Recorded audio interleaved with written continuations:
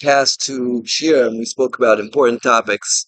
Number one, Choni Amagel, speaking to Hashem with chutzpah, asking Hashem in a way which is almost demanding, and that a person can do that if he's Choni Amagel, but otherwise you have to be very, very careful. The way that you phrase your request is extremely important. And yesterday we spoke about going up the Har Hashem, going up this ramp. We should all merit to go up that ramp very, very soon. My close friend, Yedid, Yosef Siegel, I see every morning here at the Kosel, he asked me the following question about the Shirim, and I like to address it because it's critical for our relationship with Hashem. I've said many times that I believe it's a great skula. Again, there's no makor for this, it's only my understanding, and it's not a skula, it's a transformation of your relationship with Hashem and your personality. To learn the first parak of Chovas Lebavos Sh'ar B'tachon 40 times, 100 times, 101 times, however many times you can, because there the Chovas Lebavos talks about what B'tachon is, the nature of B'tachon. It's very short, only 3 lines. You should be relaxed, you should be completely calm. You should know that Hashem doesn't only do what you need if you're worthy, but even if you're not worthy, He'll do it for you. So I asked Rav Siegel, if Hashem does even what I'm not worthy for, and even without me asking, He should be able to do it. Right? Why is the nature of how I ask so critical if Hashem has such kindness and such infinite mercy? Why is it so important how I ask exactly? The words I choose, the phrases, the prose, the eloquence and the splendor. Why is that so critical? And the answer is as follows. The Vilna Gaon writes on the words Tov Yatzar Kavod Lishmo. I believe it's in the Siddur HaGra. Tov Yatzar Kavod Lishmo. Good is honor, right? Tov Yatzar. Hashem created good, the honor of His name. The best thing that we can have in this world is a relationship with Hashem. Right? It's the most valuable thing that we have. It's more valuable, certainly, than Kesef and Zav. It's the most valuable thing we could possibly ever have. And in order for that relationship to be valuable, to be special, to be cherished, it has to be framed in the right way. If we treat God like we treat our buddy, then it's going to lose its value. Right? Hashem is Avinu Malkeinu. It's a very, very unique relationship. Right? If your father is a king, right, like my friend Nati, whose father is the king of an African country, right, and that's of course only an analogy, but he's a king, he's a father. You have tremendous awe and tremendous love, and again, God is a intangible existence, and the way that we form our relationship with Him is by relating to Him in a way of majesty and of love together simultaneously. So therefore, the exact words that we choose when relating to Hashem, that's critical because that forms our relationship. That is how we develop that relationship, and it's critical that it should be done in a way which expresses His majesty and the great majesty and the great love simultaneously. And that's why we have to be so careful in choosing words. Now, if you're Choni Amagel, as Rashi says, Amaforsim L'Gedula V'Chashivos. He was a very, very great, well-known personality in the Jewish world.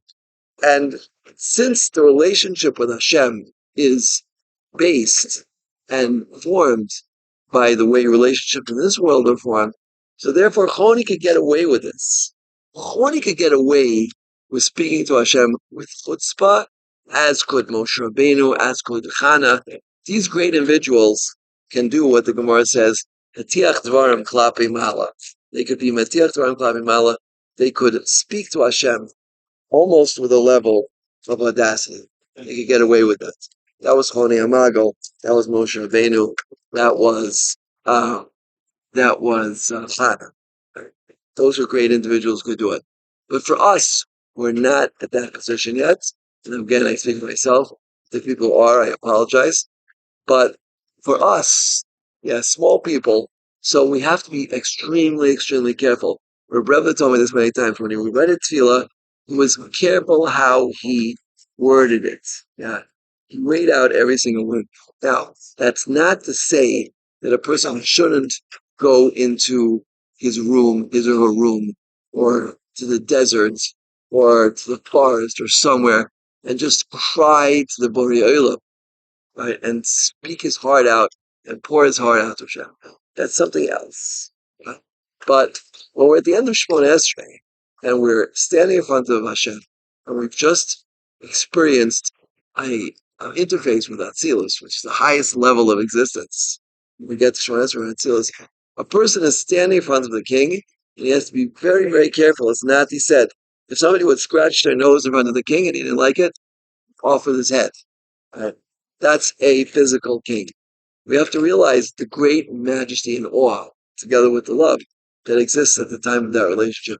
And how we phrase it, how we speak, how we express ourselves is critical. It's really, really critical, right? And this is how we form and determine the relationship. Right? Rav Shlomo Brevda told me once there was a woman who came up to me after a shir and said, Rabbi, he had a Hamburg and said, Rabbi, I like your hat. I want to buy one for my husband. Where could I buy one? You know, her husband wasn't the Rosh Yeshiva of Panovich. But the point is that lowers the relationship.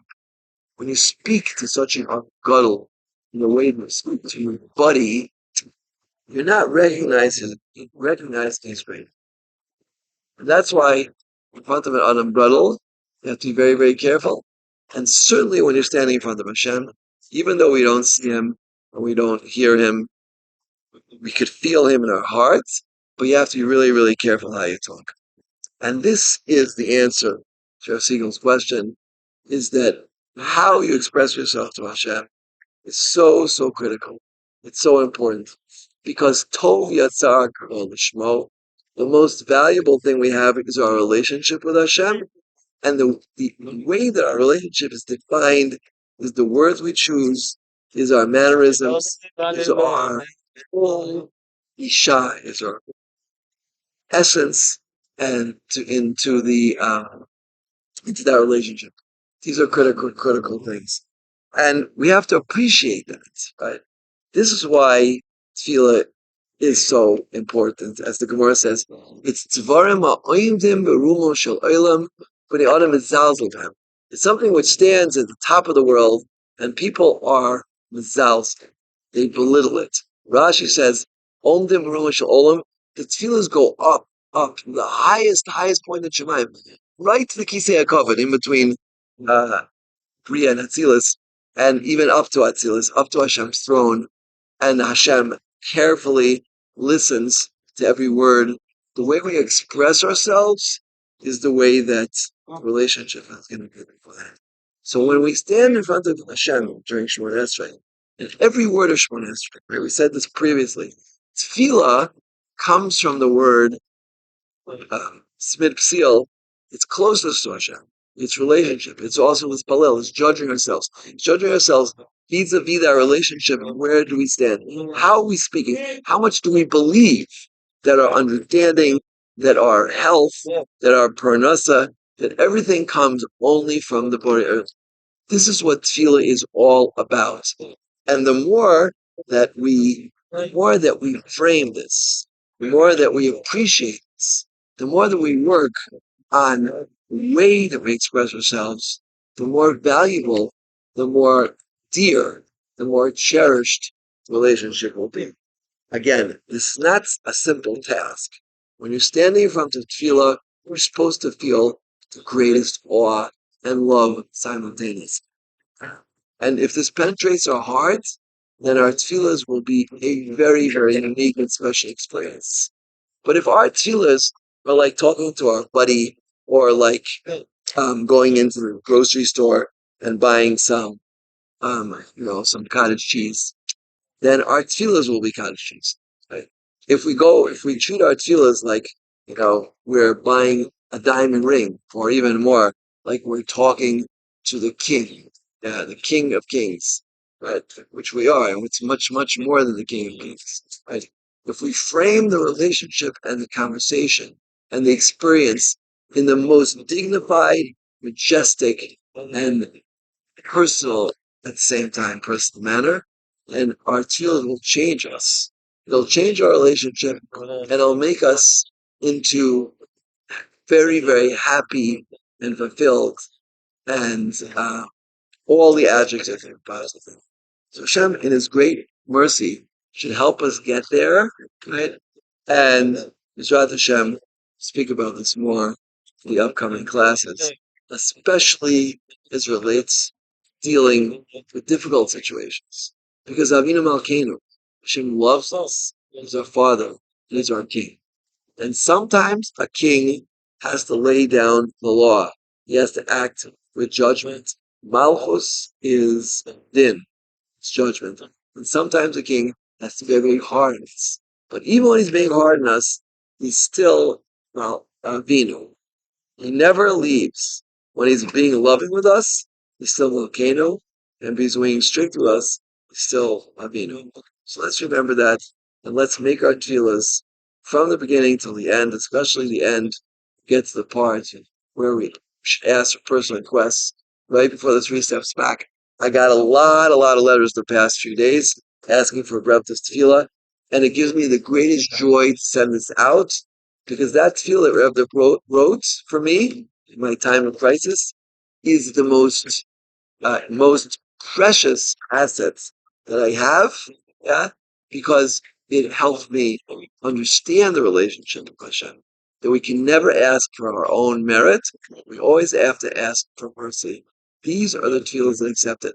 And I send it out together with my book, Praying with Joy, on page 25, Praying Joy 1, where it's located. So if you don't have it yet, please write to me at dytravis613@gmail.com, and I will gladly send it out. And the book itself can also, if you learn one section a day, which takes about 2 to 3 minutes, it will elevate your tefillahs, because gam below das nimshloto. The more we understand our tefillahs, the more that they will bring us to that personal, cherished, close, valuable relationship with Hashem. Hashem should give us the greatest siyata shmaya to accomplish this for mankind.